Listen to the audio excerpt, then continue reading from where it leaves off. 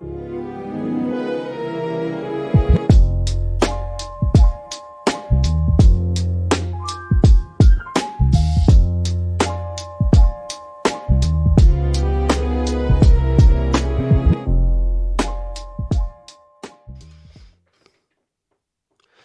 guys, in this video I show you how to create an OpenAI API key and connect it to NHN. This works the same both for self-hosted and cloud-based.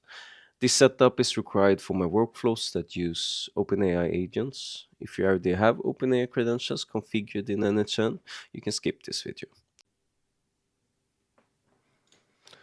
So let's go to our little setup guide. You can take a look at it. Here it is, NHN credentials setup, OpenAI API credentials in NHN.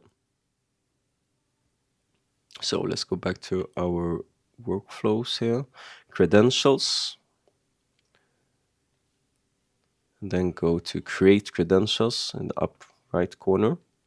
And then just write in OpenAI here, OpenAI, click that one, continue, and here's where you're gonna post the API key. So remove this, which already is here.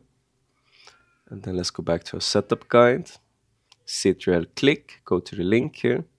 It's going to take you to OpenAI platform API, platform.openai. So over here, you need to first make a new project and make an account first if you don't have one. But up here, next to the name, you can click here, you can create a new project. You should not use your default project. You can create a new project, name it NHN, something you remember.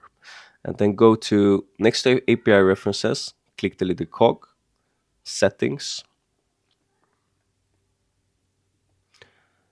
and then go to API keys over here,